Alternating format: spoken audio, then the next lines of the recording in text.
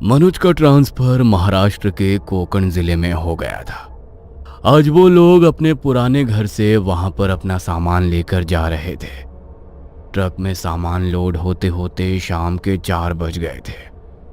Truck driver का चेहरा मनोज को कुछ उतरा उतरा लग रहा था, इसलिए वो ट्रक ड्राइवर के पास गया। अरे क्या हुआ भैया, तुम्हारा चेहरा क्यों इस तरह से उतरा हुआ है?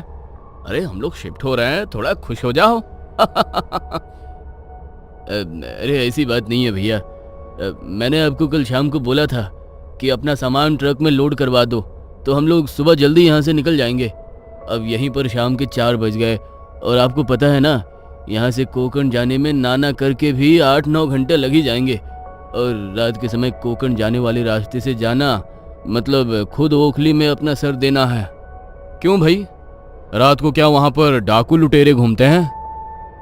अरे डाकू लुटेरे नहीं साहब, छलावा घूमता है, छलावा।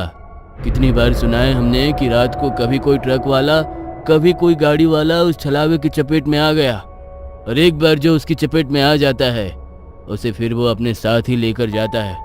मैं तो बोलता हूँ आज रहने देते हैं, कल सुबह यहाँ से निकल जाएंगे। अरे नहीं नहीं, हम अपना एक और दिन खराब नहीं करने वाले। और क्या ये सब छलावा और भूत, सब फालतू की बातें हैं। अन्नू जल्दी से बैठो, चलते हैं फिर।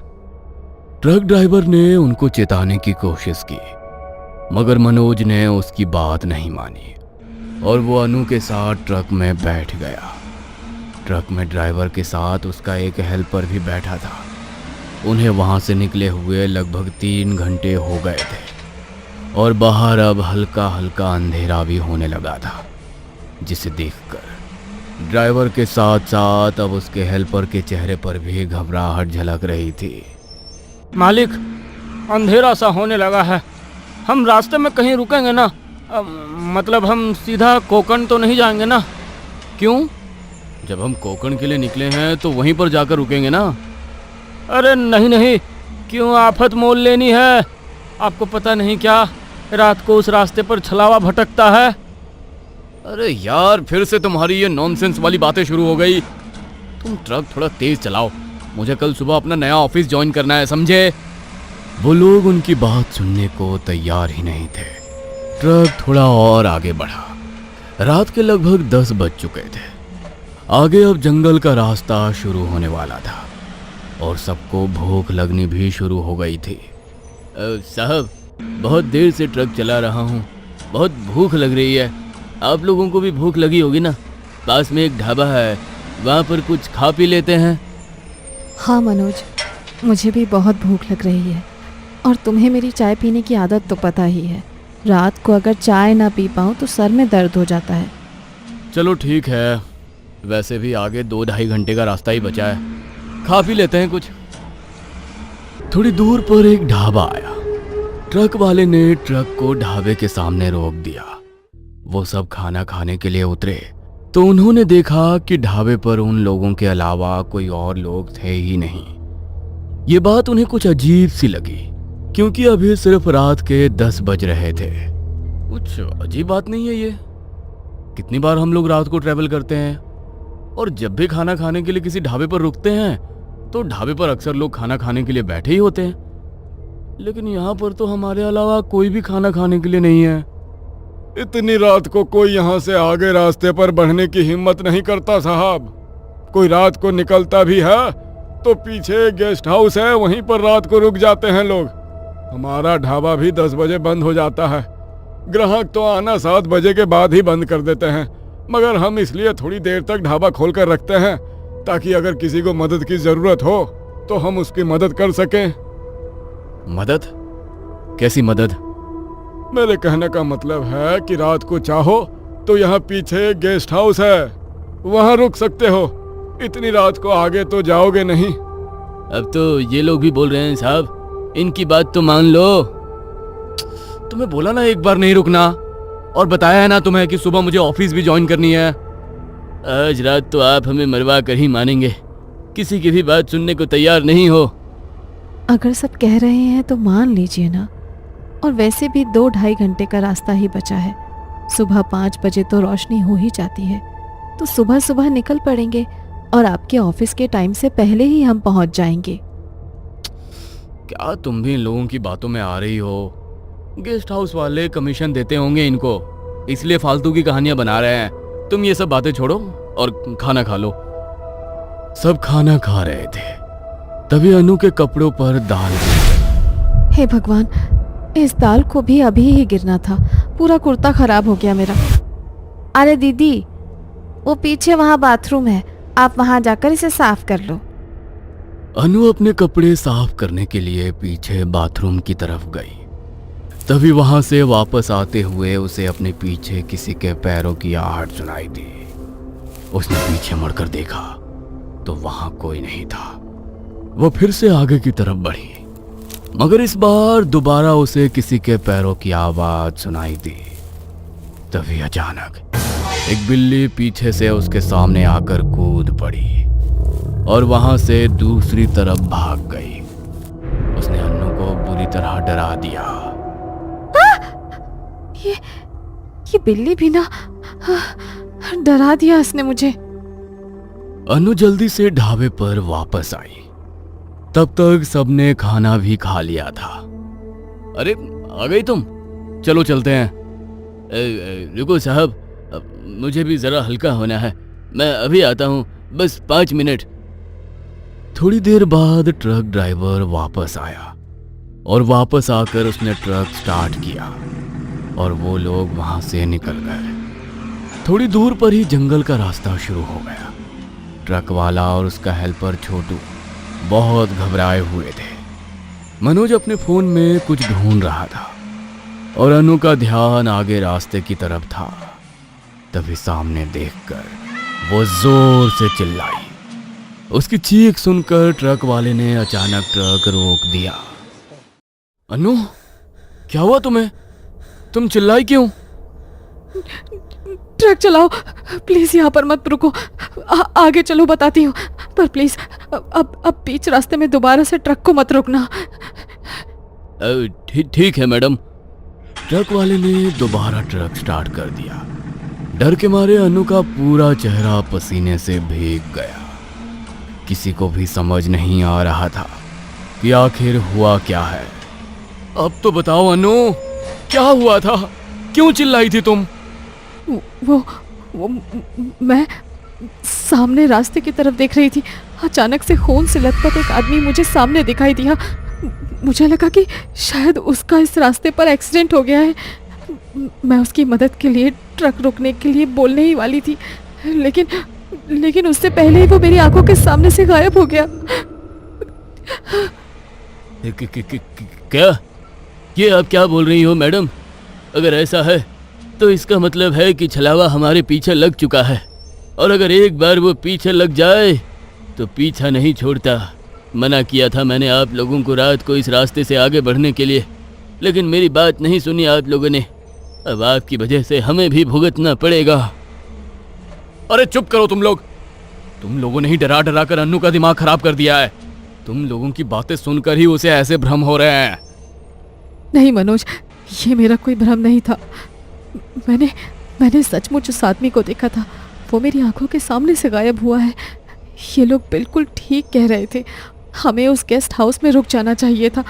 मुझे बहुत डर लग रहा है। अरे कुछ नहीं होगा अनु, तुम इस तरह डरना बंद करो और अपनी आंखें बंद कर लो। आंखें बंद रखोगी तो तुम्हें इस तरह के भ्रम भी नहीं होंगे। मनोज के कहने पर अनु ने अपनी आंखें बंद कर ली। तभी उन तीनों को सामने से लोगों का एक झुंड आता दिखाई दिया। वो लोग शादी की तरह सजे धजे हुए थे, मगर ढोल ताशे का कोई शोर शराबा नहीं था। देखने में तो ये कोई बारात नजर आ रही है, मगर ना कोई बैंड बाजा ना कोई ढोल। कुछ अजीब नहीं लग रहा? अजीब तो लग रहा है। आज से पहले तो मैंने भी ऐसी कोई बारात नहीं देखी। अरे उस्ताद, मुझे ये कोई बारात नहीं बल्कि छलावा लगता है। कितनी बार सुना है हम लोगों ने कि छलावा किसी बारात के रूप में आता है। मैं तो कहता हूँ ट्रक पीछे ले लो। छोटू के कहने पर ड्राइवर ट्रक बैक करने लगा, मगर जब उसने ट्रक के साइड मिरर में देखा तो उसे पीछे से भी वही लोग आते दिखाई दिए। वही हुआ जिसका डर था। ये छलावा ही है। साइड मिरर में देखो, पीछे भी वही लोग दिखाई दे रहे हैं। जैसे ही उन तीनों ने साइड मिरर में देखा तो डर के मारे उनके रोंगटे खड़े हो गए। ओह माय गॉड, ये सब क्या हो रहा है? अब तो ट्रक को पीछे लेकर भी कोई फायदा नहीं है। ट्रक को फुल स्पीड में आगे बढ़ाओ और जल्दी निकलो इस जगह से। ट्रक ड्राइवर ने बिना टाइम वेस्ट किए ट्रक को फुल स्पीड में आगे की तरफ बढ़ाया और अचानक वो लोग वहां से आगे की तरफ बढ़ गए। जैसे जैसे ट्रक आगे बढ़ता जा रहा था वैसे वैसे वो लोग भी उन्हें आगे की तरफ बढ़ते दिखाई देते जा रहे थे। डर के मारे उन सबका बुरा हाल हो चुका था। मना किया था मैंने आपको, कितनी बार मना किया था, मगर एक बार भी मेरी बात नहीं सुनी आप लोगों ने। अब आप लोगों के चक्कर में हम दोनों की भी जान जाएगी। उस्ताद, वो लोग तो सामने से दिखने गायब हो गए, लेकिन मुझे लगता है कि हम एक ही रास्ते पर फंस कर रह गए हैं। ये देखिए, ये पानी की प्याऊ वही है जिसके ऊपर ये मटका रखा था। ये तो उस ढाबे से थोड़ी दूर पर ही थी ना, और हम लोग तो वहाँ से बहुत आगे आ चुके हैं। तो फिर ये प्याऊ यहाँ पर कैसे आ गई? ये बिल्कुल ठीक कह रहा है। ये वही प्याऊ है। उसके बगल में ठीक ऐसा ही बेंच था जिस पर कोंकण 2 घंटे दूर लिखा था, और इसके ऊपर भी वही लिखा है। हम एक ही रास्ते पर घूमते जा रहे हैं। इस छलावे ने हमें अपने भ्रम में फंसा लिया है, लेकिन अब हम इस छलावे से बाहर कैसे निकलेंगे? ड्राइवर फुल स्पीड में वहां से ट्रक को भगा रहा था, मगर कुछ देर बाद वो फिर से उसी जगह पर आकर रुक गए और कुछ देर आगे चलने के बाद अचानक बहुत तेज ब्रेक के साथ ट्रक भी वहीं पर रुक गया। अरे, तुमने ट्रक क्यों रोक दिया? मरना है क्या तुम्हें? अरे रोका नहीं है मैंने ट्रक को, बल्कि खुद रुक गया है। इसे भी अभी ही खराब होना था। अगर ये ट्रक आगे नहीं बढ़ा तो हम सब बुरी तरह फंस जाएंगे। हमें आसपास कोई सुरक्षित जगह ढूंढनी होगी जहां हम आज रात रुक सके। उस तरफ देखो, झाड़ियों का इलाका है, लेकिन एक छोटा सा घर दिखाई दे रहा है मुझे। लालटेन की रोशनी भी है वहां पर। लेकिन अगर हम बाहर निकले और छलावे ने हमें पकड़ लिया तो? लेकिन अगर हम इस ट्रक के अंदर बैठे रहे तो भी छलावे का ध्यान इस पर चला जाएगा और हम यहाँ से कहीं भाग भी नहीं पाएंगे। इससे अच्छा है कि हम वहीं पर जाकर छिप जाएं। उन सबको छोटू की बात ठीक लगी और वो ट्रक से निकलकर झाड़ियों के बीच चले गए जहां पर एक छोटा सा घर था। वो लोग उस घर के भीतर गए और उन्होंने दरवाजे को अंदर से बंद कर लिया। वो घर ज्यादा साफ नहीं था, लेकिन वहां 2 बिस्तर रखे हुए थे। एक काम करते हैं, जब तक यहाँ रुके हैं थोड़ी देर आराम कर लेते हैं। मेरे सर में बहुत जोर से दर्द हो रहा है। अनु मनोज के साथ एक बिस्तर पर लेट गई और ट्रक ड्राइवर के साथ छोटू दूसरे बिस्तर पर लेट गया, और कब उनकी आंख लग गई किसी को पता नहीं चला।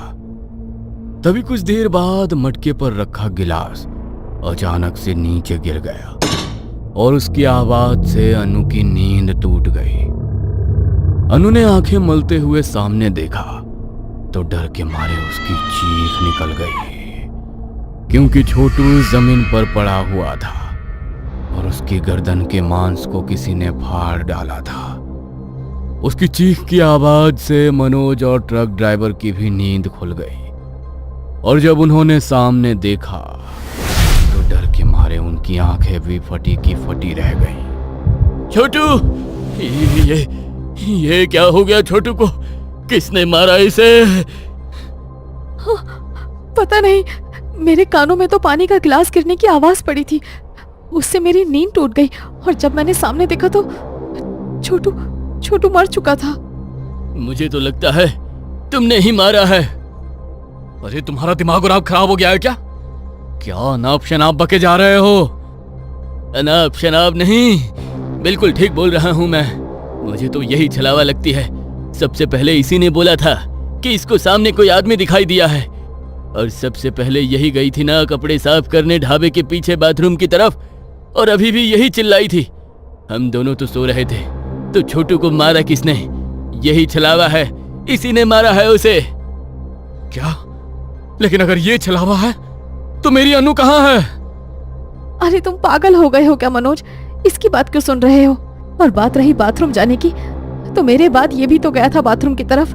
ये भी तो छलावा हो सकता है। मैं बता रहा हूँ, ये हमें गुमराह करने की कोशिश कर रही है। अगर हमने इसे नहीं मारा तो जैसे इसने छोटू को मारा है वैसे ही ये हमें भी मार देगी।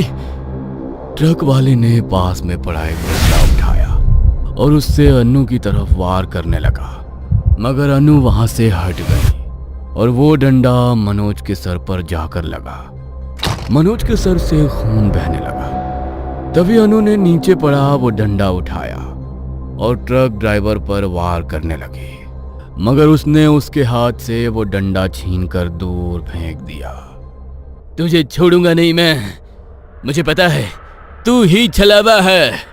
ट्रक ड्राइवर ने फिर से वो डंडा उठाया, मगर जैसे ही वो डंडा उठाने के लिए नीचे झुका, तभी मनोज का ध्यान वहां नीचे लगे एक शीशे पर पड़ा जिसमें ट्रक ड्राइवर की छवि दिखाई ही नहीं दे रही थी। मनोज उसी वक्त समझ गया कि छलावा कोई और नहीं बल्कि वो ट्रक ड्राइवर ही है। वो अपने सर पर हाथ रखे हुए जल्दी से उठा और वहां पर रखा हुआ मटका उसने ट्रक ड्राइवर के सर पर दे मारा और वो डंडा उठाकर लगातार उस पर वार किए। वो निढाल होकर वहां गिर पड़ा और अनु का हाथ पकड़कर वहां से बाहर की तरफ भाग गया। तभी सूरज की पहली किरण उगी और जब सूरज निकल जाता है तो छलावा किसी पर हावी नहीं हो पाता। कुछ देर बाद वहां पर एक बस आई और वो दोनों उसमें बैठकर कोकण के लिए निकल गए। वो दोनों तो खुशकिस्मत थे कि उनकी जान बच गई, मगर ट्रक ड्राइवर और छोटू को उनकी जिद की वजह से अपनी जान गंवानी पड़ी। छलावा कोई बनाई हुई कहानी या भ्रम नहीं है। एक बार ये जिसके पीछे पड़ जाए उनमें से किसी ना किसी को तो अपने साथ लेकर ही जाता है।